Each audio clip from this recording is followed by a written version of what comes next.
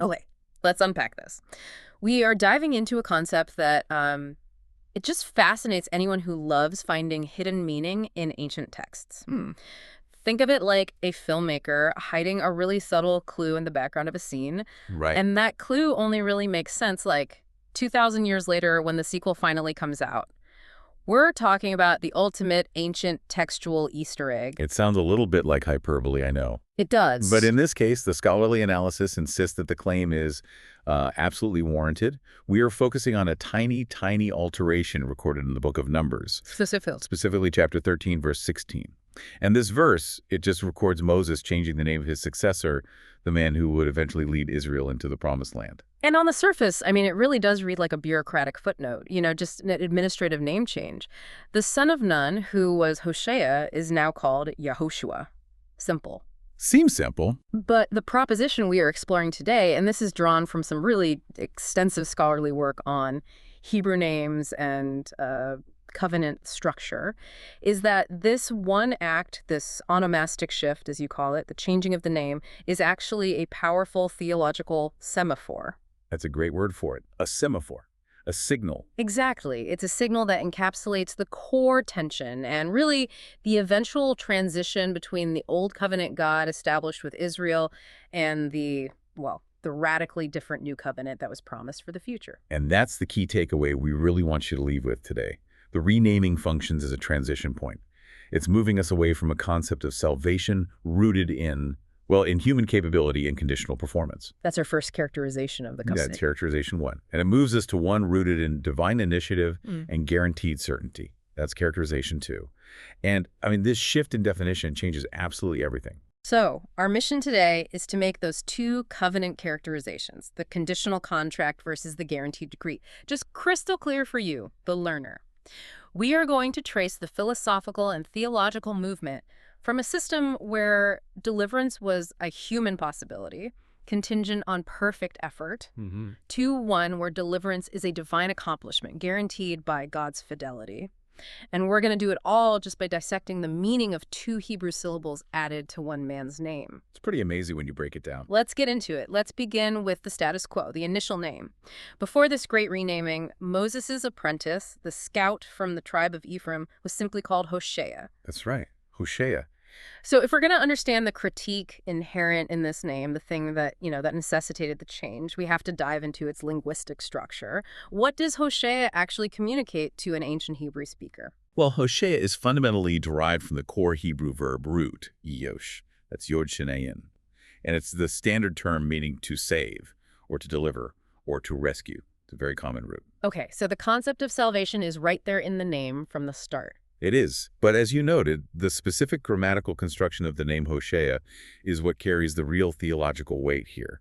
It's a noun, or a verb form that, and this is crucial, it suggests either a passive concept of salvation like rescue as an abstract potential, or, more importantly, it emphasizes the human agent who might initiate or achieve that deliverance. So it's not just a generic good name like hope or victory.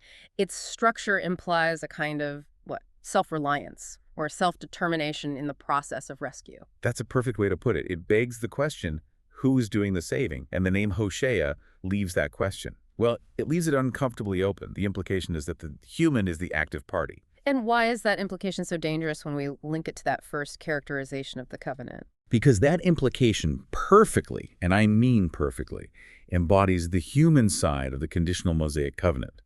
That covenant, which is detailed so extensively in Exodus and Leviticus, and then, summarized in the blessings and curses of Deuteronomy 28, it was an intensely conditional contract. It was all based on reciprocal obligation. The ultimate if-then statement. The ultimate statement of contingent salvation, exactly. The law laid out the opportunity for deliverance and for blessing, but it hinged on that repeated if-then clause. If you obey, then you will be blessed. But the unspoken part is if you don't. Right. It's a contract with massive fine print. Salvation is available if. And that tiny word, if, is doing all the heavy lifting. It's doing all the work, and it's the tragic flaw. The name Hosea, because it reflects this contingent structure, highlights that salvation is available, yes, but it is explicitly reliant upon human performance and human obedience. So the etymological analysis, it suggests that Hoshea conveys this sort of passive or impersonal salvation. Exactly. It requires divine agency to set the terms, of course. But for the covenant to actually work, the human party Israel has to exert the consistent, perfect effort to align with the conditions.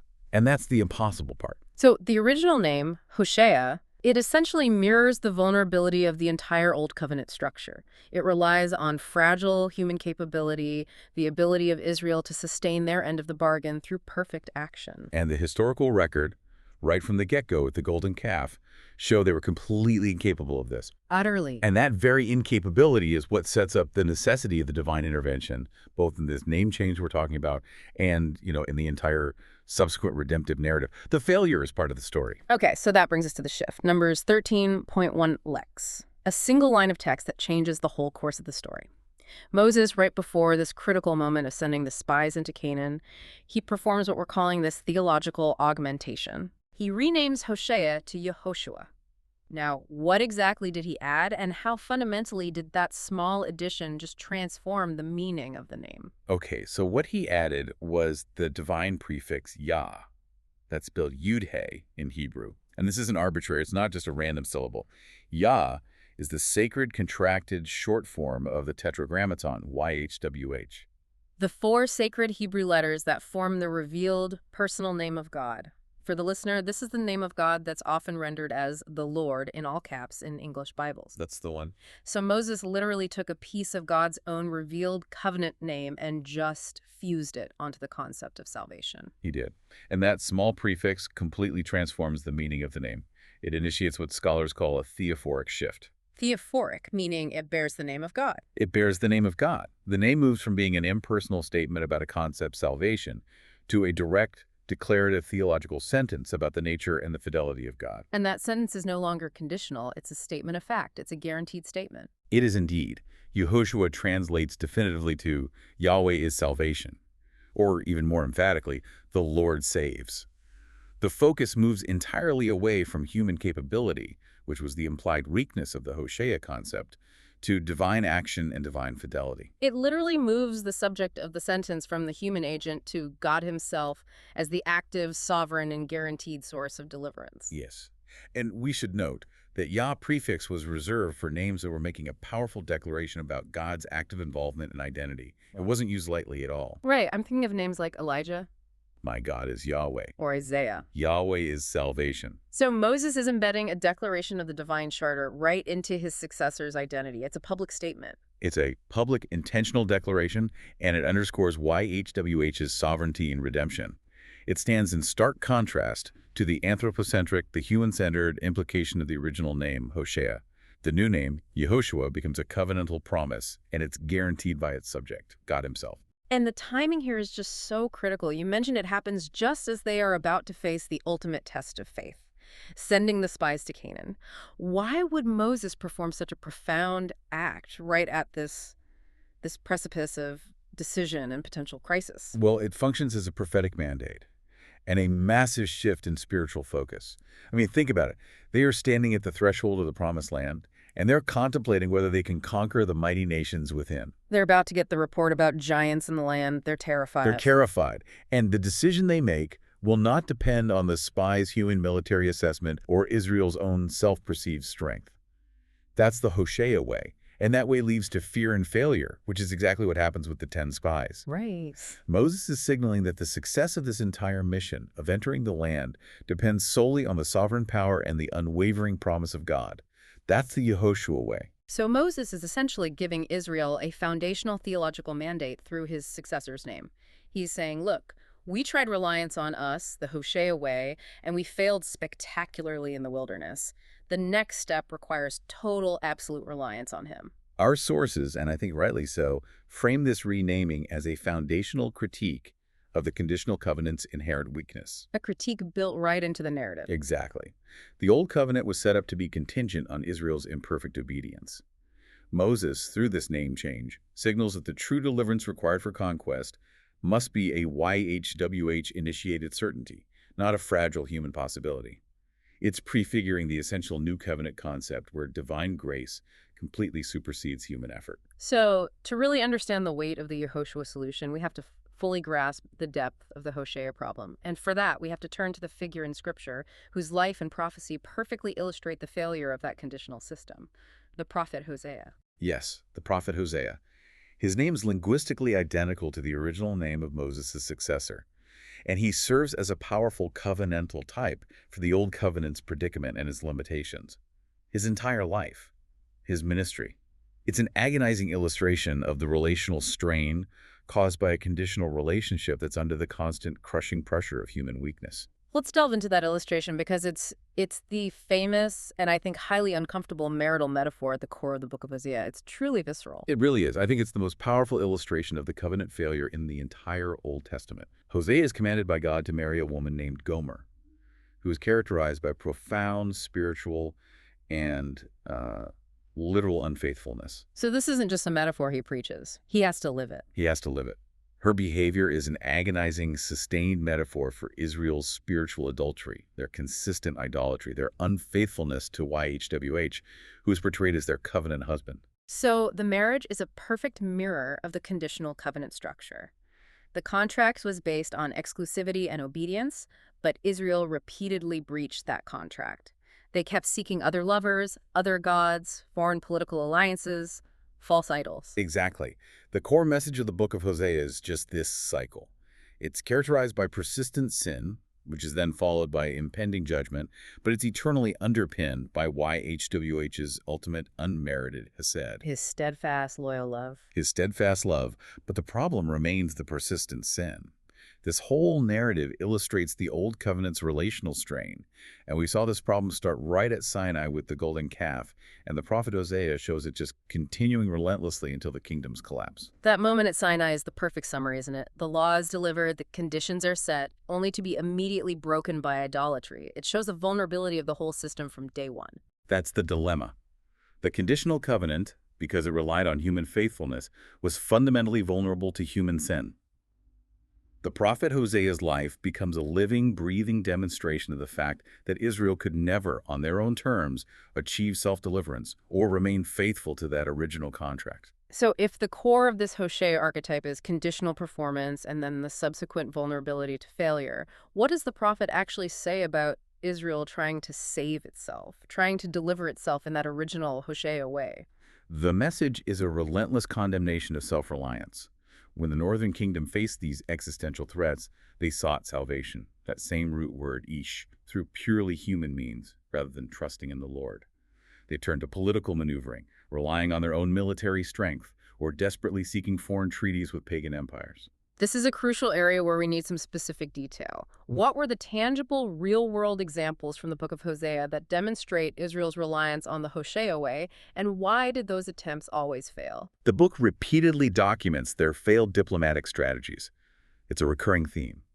For instance, in Hosea chapter 5, verse 13, Israel is described as being wounded, by internal decay and external enemies. And where do they turn for healing? Not to YHWH. The text says, when Ephraim saw his sickness and Judah his wound, then Ephraim went to Assyria and sent to the great king. The great king of Assyria, who was, of course, just another human, a human Hosea. A very powerful but ultimately human source of salvation. And later they pivot. They try to play great power politics between their two major neighbors, Egypt and Assyria. Like a pawn between two castles. Precisely. In Hosea chapter 7, verse 11, the prophet compares Israel, he calls them Ephraim, to a silly dove, lacking sense, which just oscillates wildly between these two powers. It says they call to Egypt, they go to Assyria. They're just hedging their bets, looking for salvation from anyone but God. And this reliance on human political agents and foreign alliances, instead of YHWH's guaranteed protection, was the very essence of seeking a human salvation. Hosea 8.9 reiterates this failure, saying, "For they have gone up to Assyria like a wild donkey wandering alone. Ephraim has hired lovers." Their self-directed efforts, their attempts at self-salvation, only brought judgment, not deliverance. In other words, when Israel attempted deliverance based on their own their own capability, it failed utterly because their capability was fragile and conditional and sinful. This is the tragic but necessary lesson of the Old Covenant. While it offered a clear path to life and blessing, it ultimately served a crucial purpose in the narrative. It demonstrated humanity's consistent, inherent inability to achieve or sustain its own deliverance. So it demonstrated the futility of seeking salvation through conditional performance. Exactly. This is a critical point for distinguishing our two covenant characterizations. The conditional system served as a mirror. It was a perfect mirror, reflecting humanity's inability to live up to God, the holy standard. And in doing so, it demonstrated the absolute necessity of a superior system. It showed that the law was holy and just and good, but the people were weak. Yes, the entire historical trajectory of Israel illustrated the necessity of a greater divine intervention that didn't depend on human effort at all. And even Hosea's own prophecies conclude not with total despair, but with this anticipation of a new covenant, where God himself will act decisively to solve the problem of the human heart, to transform them from within. So to summarize characterization 1, the Old Covenant, typified by the failure implied in the conditional name Hosea, ultimately highlighted the necessity of a new system because the current one was dependent upon human obedience, which was perpetually and tragically lacking. That's a perfect summary. It was a system that provided the possibility of salvation if the conditions were met. And the renaming of Hosea to Yehoshua is the first subtle narrative declaration that the focus is now moving from that uncertain, fragile if to the guaranteed divine is. Okay, let's shift now to the triumph of the second characterization. Characterization 2 is the New Covenant, and our deep dive argument is that the final name, Yehoshua, points directly toward its fulfillment. Salvation is not merely a human possibility anymore, it's a divine accomplishment. That is the core difference. The renaming is a declaration of purpose that reaches far, far beyond the immediate goal of conquering Canaan. It's a promise about how ultimate, eternal deliverance will be achieved. And here's the absolute payoff. This is the ancient Easter egg we talked about at the beginning. We return to the linguistic bridge that connects Moses' successor to the ultimate figure of fulfillment, the central figure of the New Covenant. This is where the name choice proves to be, I think, an undeniable act of divine foreshadowing. As we discussed, the Hebrew name Yehoshua contracted over time. During the post-exilic period, it became the shorter Aramaic form, Yeshua. Okay, so Yehoshua becomes Yeshua. Right. Then when the New Testament was written in Greek, this common name, Yeshua, was transliterated into the Greek Iosus. And from the Greek Iosus, we arrive at the English name Jesus. So linguistically and theologically, Joshua and Jesus share the exact same root and the same foundational theophoric meaning. The exact same name. The Lord saves. It's the same name, just separated by centuries and language shifts. Wow. And this linguistic continuity is powerfully intentional. It's not a coincidence. It links Moses' successor, the one who led the people into the promised physical rest in the land of Canaan, with the Christ Jesus, who leads God's people to the ultimate eternal rest promised by the new covenant. So the first Joshua was a type, a foreshadowing. A type, a model. And the second Joshua, Yeshua, is the fulfillment. He grants the definitive rest from striving and from sin, a point that is emphasized so powerfully in the book of Hebrews. This means that the renaming in Numbers 13.1 scene, which seems like such a minor administrative act, it actually serves as a powerful anticipatory typology. It shows that the successful transition from the conditional law must be mediated by someone whose very name declares God's active, sovereign salvation. We have to keep reinforcing this core distinction because this is the knowledge nugget that truly differentiates the two covenant characterizations. It's all about the shift from a conditional promise to a guaranteed decree. Okay, lay it out for us one more time, as clearly as possible. What is the central difference in the mechanism of salvation between the Old Covenant system and the New Covenant system? The Old Covenant, the Hosea system, Right. offered salvation contingent upon human performance. If you meet the conditional requirements perfectly, then the promise stands. It was fragile because the human was frail. The New Covenant, the Yehoshua system, offers salvation as a divine accomplishment, guaranteed by God himself in Christ. The responsibility for the success of the relationship shifted fully, 100%, to the divine party. So the shift is from we are capable of saving ourselves if we obey to he saves us, and we are simply recipients of his action. I mean, that is a profound move from performance anxiety to realized promise and grace. The entire shift is encoded in the divine component of the name. Yahweh is salvation. The inclusion of God's personal covenantal name guarantees the outcome. The new covenant is not only enacted by God, but it is guaranteed by God himself, which solves the very dilemma of the human heart that Jeremiah prophesied about. God guaranteed that he would write the law in their hearts and provide the internal capacity for faithfulness. And we see this linguistic and theological bridge solidified, I mean, just confirmed beyond any doubt. When the angel speaks to Joseph about the Christ child in Matthew chapter 1, verse 21, that verse feels like the ultimate confirmation of Moses' prophetic name change all those centuries before. Oh, absolutely. Matthew 1:21 states, "You shall call his name Jesus Yeshua, for he will save his people from their sins." This is so crucial. The name given to the Messiah is the declaration of his function. It affirms that the meaning inherent in Yehoshua Yahweh is salvation, is not just an abstract idea, but is now being personally enacted and guaranteed by the Lord himself in the flesh.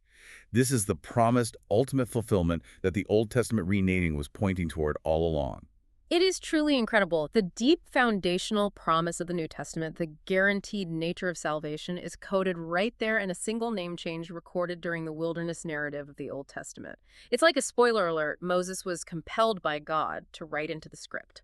It really confirms the power of what some scholars call Judean onomastic hermeneutics. Which is a fancy way of saying. A fancy way of saying that names matter a lot, especially at key transitional moments in the Bible. Think about Abraham's renaming to Abraham or Jacob's renaming to Israel. These weren't just nicknames. They were major shifts in identity and purpose. And the shift from Hoshea to Yehoshua is no different in its profound implication for the broader biblical narrative of guaranteed redemption. Okay, let's synthesize this entire narrative now. Let's bring it all together by looking at the progression of the leaders and the function of their names.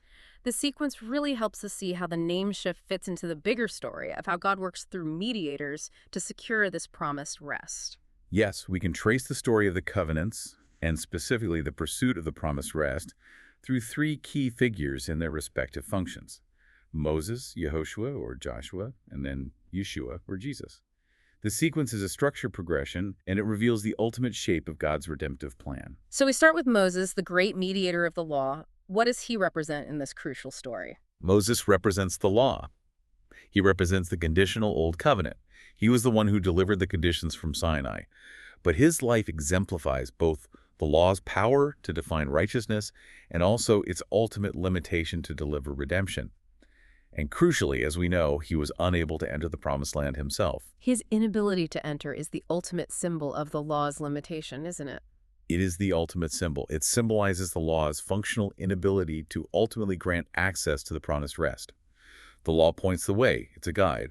But because it required a perfection that humanity, even a great leader like Moses himself, in a critical moment of failure could not sustain, the law, by itself, failed to grant access to the ultimate destination.